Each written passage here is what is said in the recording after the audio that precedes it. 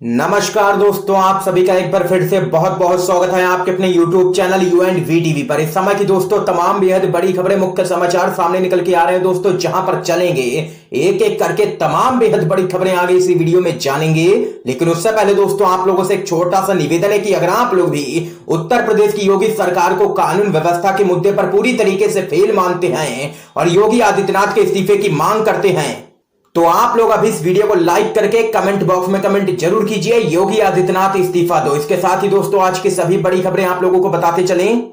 चीन से चल रहे सीमा विवाद पर राहुल गांधी ने कहा, यूपीए की सरकार होती तो चीन को 15 मिनट में उठा के फेंक देते। आप लोगों को दोस्तों बताते चलें, कांग्रेस के पूर्व अध्यक्ष राहुल गांधी ने चीन के साथ सीमा पर चल रहे गतिरोध को लेकर के प्रधानमंत्री नरेंद्र मोदी के खिलाफ अपने हमले और भी तेज कर दिए हैं। राहुल गांधी ने कहा है कि अगर यूपीए सत्ता में होता तो पड़ोसी देश की, हमारी देश की ओर आंख उठाकर देखने की हिम्मत तक नहीं होती। उन्होंने यह भी दावा किया है कि चीन के हमारे देश में घुसकर हमारे सैनिकों को मारने की हिम्मत इसलिए हुई क्योंकि मोदी ने देश को कमजोर बना दिया है। पूर्वी लद्दाख में करीब 5 महीने से जारी गतिरोध को लेकर के केंद्र सरकार पर कटाक्ष करते हुए राहुल गांधी ने कहा है कि यूपीए सरकार के शासनकाल में चीन की हमारे देश की सीमा में घुसने की हिम्मत नहीं होती। अगर कांग्रेस की सरकार होती तो हमने चीन को वहां से कब का भगा दिया होता, इसमें 15 मिनट भी नहीं लगते। इसके साथ ही राहुल गांधी ने आगे कहा कि पिछले 6 साल में सरकार की कोई भी नीति गरीबों, किसानों और मजदूरों के हित के लिए नहीं बनी। मोदी सरकार सिर्फ अंबानी और अडानी के लिए ही काम कर रही है। ये यहां पर राहुल गांधी ने जोरदार हमला बोला है केंद्र की मोदी सरकार पर और कहा है कि अगर केंद्र में यूपीए की सरकार होती तो चीन को 15 मिनट में भगा देते। दोस्तों अगर आप लोग भी राहुल गांधी की इन तमाम बातों का समर्थन करते हैं तो अभी इस वीडियो को लाइक करके अपना समर्थन जरूर दर्ज करवाइए। इस बीच एक और बड़ी अपडेट आप लोगों को बताते चलें। बिहार चुनाव से बड़ी खबर दोस्तों सामने निकल के आ रही है। कांग्रेस से आए नेता को टिकट मिलने पर जेडीयू में हुई बगावत, कई पार्टी नेताओं के इस्तीफे की लगी है झड़ी। आप लोगों को दोस्तों बताते चले, बिहार में विधानसभा चुनाव को लेकर के राजनीतिक सरगर्मी चरम पर है और टिकट के लिए नेताओं का दल बदलने का सिलसिला लगातार जारी है। लेकिन अब दूसरे दल से सत्ताधारी पार्टी जेडीयू में आने वाले नेताओं को टिकट मिलने पर पार्टी के अंदर ही बवाल शुरू हो गया है।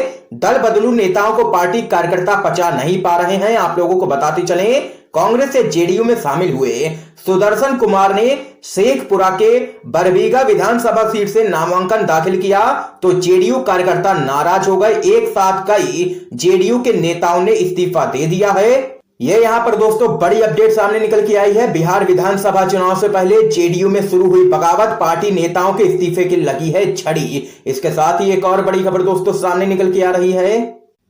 कांग्रेस के पूर्व अध्यक्ष राहुल गांधी ने कहा, योगी आदित्यनाथ हाथरस कांड को साजिश समझते हैं। मुझे लगता है प्यारी सी लड़की को मार दिया गया। आप लोगों को दोस्तों बताते चले, कांग्रेस के नेता राहुल गांधी ने कहा है कि यह उत्तर प्रदेश के मुख्यमंत्री योगी आदित्यनाथ की मर्जी है कि उन्हें हाथरस की घटना में एक अंतर्राष्ट्रीय साजिश दिखाई देती है, लेकिन मैं तो इसे एक बड़ी व्यक्तिगत त्रासदी के रूप में देखता हूं। एक मीडिया कॉन्फ्रेंस में राहुल गांधी ने एक सवाल के जवाब में कहा, यह योगी आदित्यनाथ की मर्जी है कि वह इस घटना को लेकर किसी भी तरह की कल्पना कर सकते हैं, लेकिन मैं जो देखता हूं वह यह है कि एक प्यारी सी लड़की को बेरहमी से मार डाला गया और अब उसके परिवार को धमकाया जा रहा है। तो वहीं राहुल गांधी ने आगे कहा है कि उन्हें यह दिलचस्प लगा कि प्रधानमंत्री नरेंद्र मोदी ने इस घटना के बारे में एक शब्द तक नहीं कहा।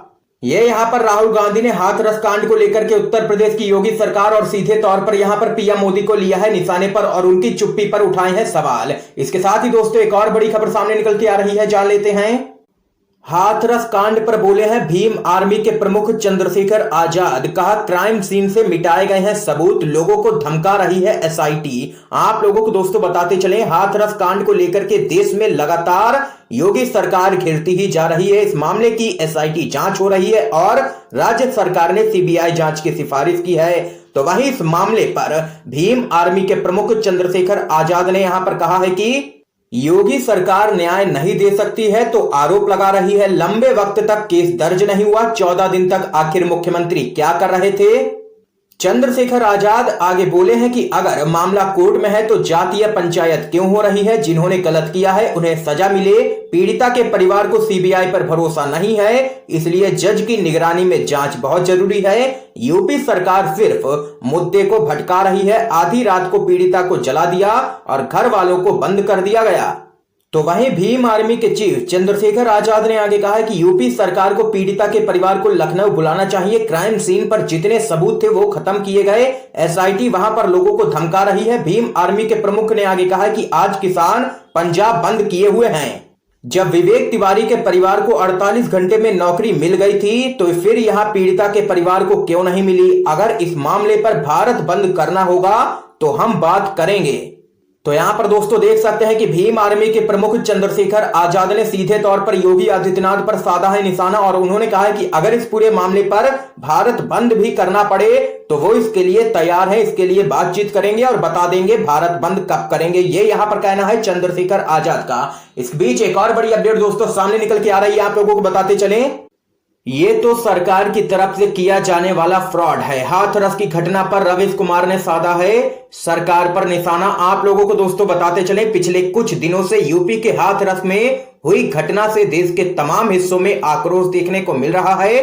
बीजेपी सरकार के खिलाफ लोग मीडिया और सोशल मीडिया के जरिए इस पर अपना गुस्सा भी जाहिर कर रहे हैं। आप लोगों को आगे बताते चले, पीड़िता का गांव पुलिस छावनी में तब्दील हो चुका है और वहां धारा 144 लगी हुई है। इन सबके बीच वरिष्ठ पत्रकार रवीश कुमार ने हाथरस की घटना और उसके बाद उपजे हालातों को राज्य सरकार का फ्रॉड बताया है। रवीश कुमार ने अपने फेसबुक पेज पर हाथरस की घटना का जिक्र करते हुए लिखा है कि राज्य ही जब झूठ और फ्रॉड करे तो उसे सजा क्यों नहीं। रवीश कुमार ने यह भी लिखा है कि बलात्कार की तमाम घटनाओं के बीच फर्क यही था कि लोगों की चर्चाओं के बीच पीड़िता के शव को जला दिया गया। यह राज्य सरकार की तरफ से ऐसी नाफरमानी थी जो लोगों को धक से लग गई। राज्य और प्रशासन इस सवाल से भाग रहा है, वह नहीं चाहता है कि कोई भी उनसे सवाल करे। रवीश कुमार ने आगे लिखा है कि बेशक हाथरस में इसके अलावा भी बहुत कुछ हुआ जो नहीं होना चाहिए था, जैसे जिला अधिकारी का परिवार को प्यार से समझाना कि हम बदल जाएंगे, जिसे सामान्य अर्थ में धमकाना कहते हैं। इस वीडियो के आने के बाद भी पीड़िता के परिवार से फोन ले लिए गए थे। तो वहीं रवीश कुमार आगे लिखते हैं कि नार्को टेस्ट की बात हुई लेकिन सुप्रीम कोर्ट ही इसे सबूत नहीं मानता है। फॉरेंसिक साइंस लैब की रिपोर्ट की बात हुई, इसके नमूने में भी 48 या 96 घंटे के भीतर लिए जाने चाहिए मगर 11 दिन बाद लिए गए। फिर भी कहा गया कि विधि विज्ञान प्रयोगशाला की रिपोर्ट के अनुसार बलात्कार की पुष्टि नहीं होती है। जब आप नमूना ही तय समय के भीतर नहीं लेंगे तो रिपोर्ट में आएगा ही कि पुष्टि नहीं हो रही है। ये यहां पर तमाम बातें कही हैं वरिष्ठ पत्रकार रवीश कुमार ने और इस दौरान उन्होंने घेरा है बीजेपी सरकार को। इसके साथ ही दोस्तों एक और बड़ी खबर आप लोगों को बताते चलें। राहुल गांधी ने पीएम मोदी को उनके फैसलों को लेकर के घेरा, कहा अकेले टनल में हाथ हिलाना छोड़ो, चुप्पी तोड़ो, जवाब दो। आप लोगों को दोस्तों बताते चले, कांग्रेस के पूर्व अध्यक्ष राहुल गांधी ने पीएम मोदी को उनके फैसलों को लेकर के घेरा है। एक वीडियो शेयर करते हुए कांग्रेस के पूर्व अध्यक्ष राहुल गांधी ने पीएम से कई सवाल पूछे हैं। उन्होंने अपनी प्रेस कॉन्फ्रेंस का वीडियो शेयर करते हुए पीएम मोदी से सीधे तौर पर कोरोना, किसान, हाथरस कांड और चीन मुद्दे को लेकर के सवाल पूछे हैं। उन्होंने ट्वीट कर कहा, पीएम जी अकेले टनल में हाथ हिलाना छोड़ो, अपनी चुप्पी तोड़ो, सवालों का सामना करो, देश आपसे बहुत कुछ पूछ रहा है। ये यहां पर राहुल गांधी ने एक बार फिर से जोरदार हमला किया है सीधे तौर पर प्रधानमंत्री मोदी पर। इस बीच एक और बड़ी अपडेट दोस्तों सामने निकल के आ रही है, आप लोगों को बताते चलें। श्रमिक कानून, मोदी सरकार के खिलाफ 28 अक्टूबर को देशव्यापी प्रदर्शन करेगा संघ से संबंध भारतीय मजदूर संघ। आप लोगों को दोस्तों बताते चलें, आरएसएस से संबंध भारतीय मजदूर संघ ने हाल में संसद से पारित श्रम कानूनों में श्रमिक विरोधी प्रावधानों को वापस लेने की मांग करते हुए कहा है कि वह इन नए कानूनों के विरोध में 28 अक्टूबर को देशव्यापी प्रदर्शन करेगी।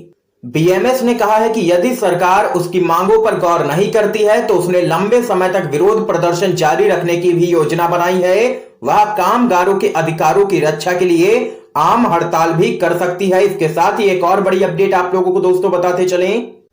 मुजफ्फरनगर किसान पंचायत में बोले हैं अजय कुमार लल्लू, किसान हितों पर बीजेपी के साथ आर पार करने के लिए तैयार हैं हम। आप लोगों को दोस्तों बताते चले, केंद्र के विवादित कृषि कानूनों के खिलाफ मुजफ्फरनगर में आयोजित कांग्रेस की किसान रैली में पहुंचे पार्टी के प्रदेश अध्यक्ष अजय कुमार लल्लू ने केंद्र और राज्य की योगी सरकार की नीतियों को हर वर्ग के लिए घातक बताते हुए कहा है कि अब किसान और मजदूर स्वहित की राजनीति करने वाली इन सरकारों और बीजेपी के साथ आर पार करने के लिए तैयार हैं।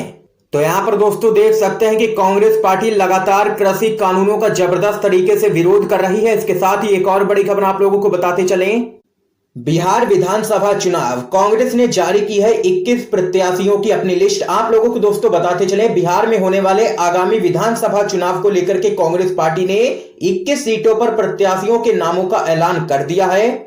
आप लोगों को दोस्तों बताते चलें, बिहार विधानसभा चुनाव में सीधी टक्कर महागठबंधन यानी कि कांग्रेस और आरजेडी के गठबंधन और एनडीए यानी कि बीजेपी और जेडीयू के गठबंधन के यहां पर बीच में है। दोस्तों आप लोग अपनी राय जरूर बता सकते हैं कि आप लोग किस पार्टी का समर्थन करते हैं बिहार के विधानसभा चुनाव में दोस्तों, और इन खबरों को ज्यादा से ज्यादा अपने सभी दोस्तों तक जरूर पहुंचाइएगा ताकि आप सभी के दोस्त भी इन खबरों को जान सकें। वीडियो देखने के लिए